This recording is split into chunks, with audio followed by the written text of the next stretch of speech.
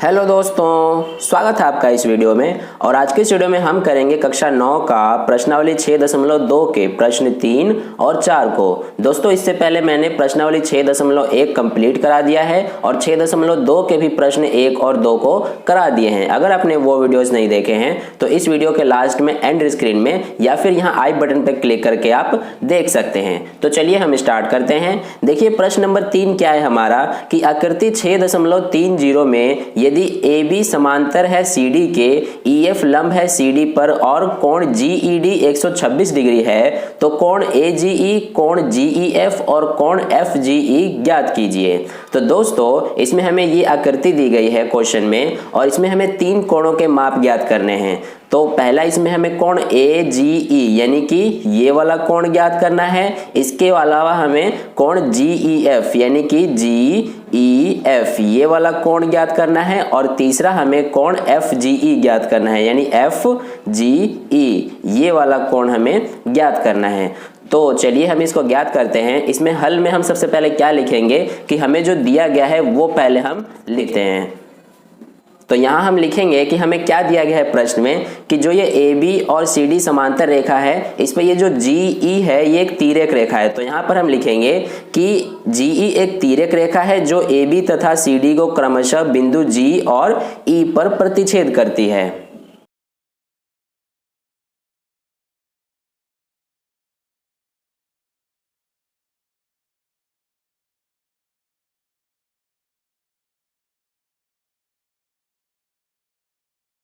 तो ये हमने लिख दिया। और इसके अलावा हमें क्या दिया गया है कि इसमें हमें AB जो है वो CD के समांतर है, ये हमें दिया गया है। तो यहाँ पर हम लिख लेते हैं AB समांतर है CD के। और इसके अलावा हमें दिया गया है कि जो EF है ये लंब है किस पे, CD पे। ठीक है दोस्तों। और तीसरी चीज हमें इसमें दी गई है कोण GED जो कि 126 डिग्री हमें दिया गया है यानी कि कोण GED ये इतना हमें यहाँ से यहाँ तक दिया गया है 126 डिग्री। तो अब हमें इसमें ज्ञात क्या करना है वो लिख लेते हैं। तो लिखेंगे यहाँ पर हम कि ज्ञात करना है हमें क्या क्या, एक तो कोण AGE ये हमें ज्ञात करना है। इसके अलावा दूसरा कोण हमें ज्ञात करना है GEF और तीसरा कोण हमें ज्ञात करना है FGE। ठीक है दोस्तों। तो इस तरह से हमें 3 कोणों के माप ज्ञात करने हैं। अब देखिए यहाँ पर अब हम हल में क्या लिखेंगे। सबसे पहले हम इसमें कोण AGE का मान ज्ञात कर लेते हैं यानी कि ये AGE इस वाले कोण का माप ज्ञात कर लेते हैं। तो देखिए कोण AGE ये बराबर होगा किसके दोस्तों, कोण AGE यानी कि ये वाला कोण जो है वो कोण GED यानी कि इस पूरे के बराबर होगा। क्यों होगा, क्योंकि ये क्या बना रहे दोनों एकांतर अंतःकोण। तो इस तरह से यहाँ पर हम लिखेंगे कि कोण AGE बराबर है कोण GED के। अब इसका कारण भी लिख देंगे हम क्योंकि क्या है ये एकांतर अंतःकोण है। ठीक है दोस्तों। तो इस तरह से हमने ये कारण भी लिख दिया। अब देखिए यहाँ पर कि कोण AGE बराबर कोण GED हमने लिख दिया है। तो यहाँ से कोण AGE का मान कितना आ जाता है 126 डिग्री। क्यों, क्योंकि कोण GED हमें दिया गया है 126 डिग्री और ये दोनों क्या है एकांतर अंतःकोण है। तो इस तरह से ये हमारा कोण AGE का मान ज्ञात हो गया। अब देखिए इसमें हम दूसरा कोण निकाल लेते हैं कोण GEF। तो देखिए यहाँ पे कोण GED ये बराबर होगा किसके दोस्तों, यानी कि कोण GED ये वाला जो कोण है पूरा ये किसके बराबर होगा, कोण GEF प्लस कोण FED के यानी कि GEF यानी मतलब कि ये वाला कोण प्लस FED यानी कि ये वाला कोण। ये जो पूरा है इसमें 2 कोण बन रहे हैं, एक तो ये और एक ये। ठीक है, इस पे जरा ध्यान देना दोस्तों। तो इस तरह से हमने कोण GED को लिखा है कोण GEF प्लस कोण FED। तो यहाँ से ये कोण GED हमें कितना दिया गया है 126 डिग्री बराबर ये कोण GEF का मान हमें निकालना है प्लस कोण FED। यहाँ पर आप देखेंगे कि कोण FED यानी कि ये हमें दिया गया है यहाँ पर समकोण है यानी कि CD पर ये FE लंब है। तो इस तरह से ये समकोण बन रहा है यानी 90 डिग्री का। तो यहाँ पर हम लिख देंगे 90 डिग्री। अब देखिए कि यहाँ से अब हम निकाल लेंगे कोण GEF का मान। तो यहाँ से अब क्या हो जाएगा हमारा कि कोण GEF हमें निकालना है। तो ये 126 डिग्री को सेम लिखा हमने और ये प्लस 90 इधर आके माइनस 90 हो गया, बराबर इधर क्या बचा, कोण GEF। तो यहां से हमारा 126 में से 90 घटा देंगे तो हमारा कितना बचेगा, 36 डिग्री।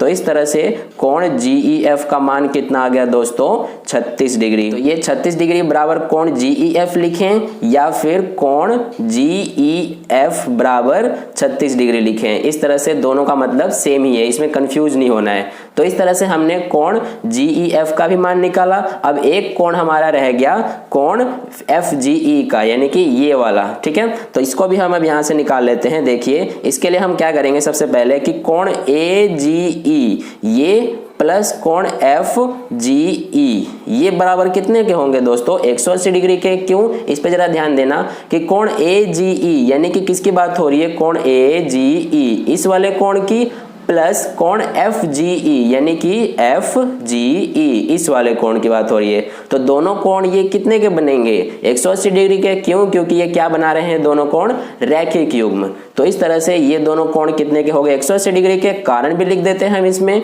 क्योंकि क्या है, ये रैखिक युग्म है। तो इस तरह से हमने कारण भी लिख दिया। अब देखिए कि इसमें कोण AGE प्लस FGE बराबर 180 डिग्री है। तो इसमें हमें कोण AGE हमने निकाला है जो कि कितना आया है, 126 डिग्री, प्लस FGE हमें निकालना है। तो इसको हमने सेम लिख दिया, बराबर 180 डिग्री। तो यहां से कोण FGE का मान कितना आ जाएगा, 126 माइनस ये हो जाएगा। तो यहां से कोण FGE का मान कितना आ जाता है दोस्तों, 180 माइनस 26 ये आ जाता है हमारा 54 डिग्री। ठीक है दोस्तों, तो इस तरह से आपने देखा कि हमने तीनों कोणों के माप, एक तो कोण AGE, इसके अलावा कोण GEF और इसके अलावा कोण FGE का मान हमने ज्ञात किया। तो इस तरह से हमारा प्रश्न नंबर 3 का हल हुआ। अब चलिए हम प्रश्न नंबर 4 का हल कर लेते हैं। आप वीडियो को पॉज करके इसको नोट कर सकते हैं अपने नोटबुक में। तो दोस्तों प्रश्न संख्या 4 में हमसे कहा गया है कि आकृति 6.31 में यदि PQ समांतर है ST के, कोण PQR बराबर 110 डिग्री और कोण RST बराबर 130 डिग्री है, तो कोण QRS ज्ञात कीजिए। तो इसमें हमें कोण QRS यानी कि ये वाला कोण ज्ञात करना है। तो सबसे पहले हम क्या करते हैं, हल में क्या लिखते हैं, जो हमें दिया गया है। तो यहाँ पर हम लिख लेते हैं हमें क्या दिया गया है प्रश्न में, कि एक तो हमें इसमें दिया गया है कि PQ जो है वो समांतर है ST के। दूसरी चीज इसमें हमें क्या दी गई है कि कोण PQR ये किसके बराबर है, 110 डिग्री के बराबर। और तीसरी चीज इसमें हमें क्या दी गई है दोस्तों, कि कोण RST ये हमें 130 डिग्री दिया गया है। ठीक है, तो ये हमें दिए गए हैं। अब हमें इसमें इस प्रश्न को हल करने के लिए यानी कि QRS को ज्ञात करने के लिए इसमें एक रचना करनी पड़ेगी। तो यहाँ से हम जो ये PQ रेखा है इससे होते हुए हम एक यहाँ इसको बढ़ाएंगे। इसको हमने इस जहाँ तक ये बिंदु है जहाँ तक हमने बढ़ाया है इसको नाम दे देते हैं O बिंदु। ठीक है, तो इस तरह से हमने PQ को O तक बढ़ाया। तो यहाँ पर अब हम लिख लेते हैं कि हमें ज्ञात करना है। ज्ञात क्या करना है दोस्तों, इसमें हमें कि कोण QRS ये हमें ज्ञात करना है। और हमने रचना क्या किया है वो हम यहाँ पर लिख लेते हैं। तो हमने रचना किया है इसमें कि जो रेखा PQ है उसको बिंदु O तक बढ़ाया है। तो यहाँ पर हम लिख लेते हैं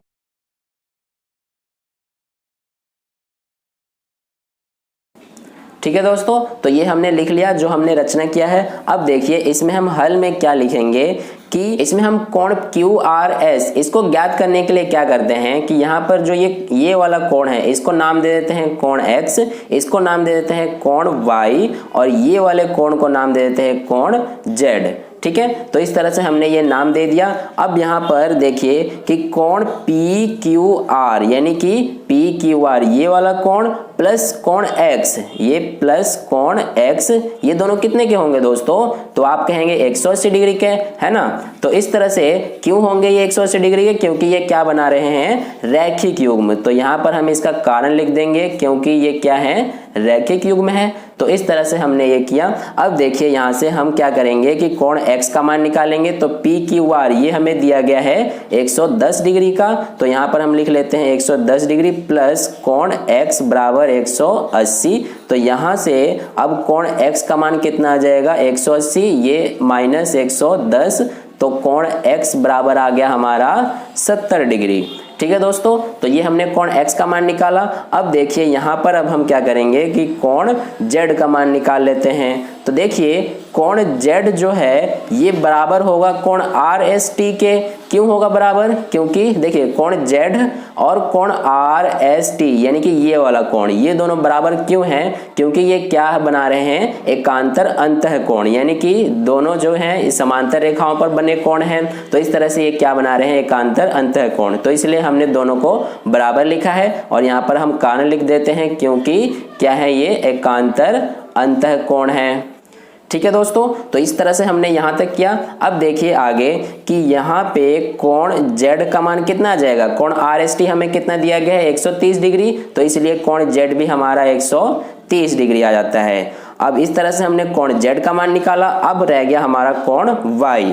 तो देखिए कोण y प्लस कोण z ये कितने के हो जाएंगे दोस्तों? 180 डिग्री के। क्यों होंगे? क्योंकि देखिए कोण y और कोण z ये एक ही रेखा पर बन रहे हैं कोण, और ये क्या बना रहे हैं? रैखिक युग्म। तो इसलिए कोण y प्लस कोण z क्या होंगे? 180 डिग्री के। तो यहाँ से अब हम क्या करेंगे कि कोण y का मान निकाल लेंगे। तो कोण y प्लस कोण z का मान हमारा कितना आया है? 130 डिग्री बराबर 180।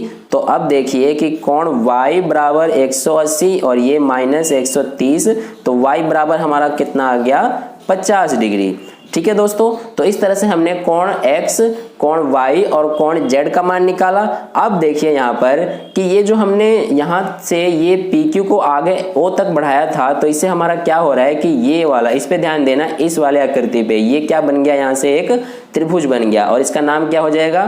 त्रिभुज OQR या फिर आप QRO इस तरह से नाम दे सकते हैं। तो यहाँ पर अब हम क्या करेंगे कि यहाँ पर हम कर लेते हैं त्रिभुज OQR में क्या होगा हमारा? हमें निकालना क्या है? इसमें कोण R का मान निकालना है, यानी कि कोण QRS ये हमें ज्ञात करना है। तो देखिए ये हम कैसे ज्ञात कर सकते हैं कि त्रिभुज के तीनों कोणों का योग कितना होता है? 180 डिग्री, और जिसमें से हमें x और y का मान पता है, तो 180 डिग्री में से x और y को घटा देंगे तो हमारा कोण QRS का मान निकल जाएगा। तो इस तरह से यहाँ पर अब हम लिखेंगे कि कोण x प्लस कोण y प्लस कोण QRS ये तीनों कितने के होंगे दोस्तों? 180 डिग्री के। अब इसका हम रीजन भी लिख लेते हैं। क्यों? क्योंकि यहाँ पर त्रिभुज के तीनों कोणों का योग 180 डिग्री होता है। यहाँ पर हम इसका रीजन लिख लेते हैं।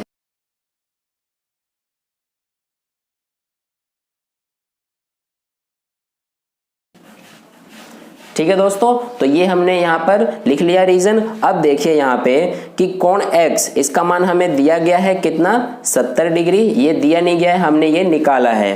प्लस कोण y का मान हमने कितना निकाला है? 50 डिग्री। प्लस हमें कोण QRS निकालना है और ये है 180 डिग्री।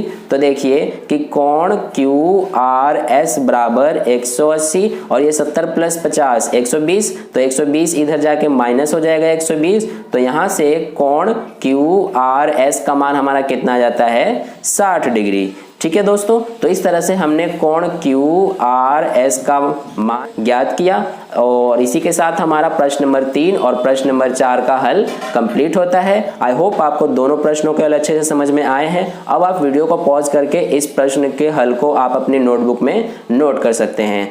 तो अगर वीडियो अच्छा लगा हो, प्रश्न का हल समझ में आए हो, तो वीडियो को लाइक करना, क्योंकि आपका किया गया लाइक मुझे और भी आगे की वीडियोस बनाने के लिए मोटिवेट करता है। और कहीं पे भी कोई डाउट है तो आप नीचे कमेंट करके मुझसे पूछ सकते हैं, मैं आपको समझाने की पूरी कोशिश करूंगा।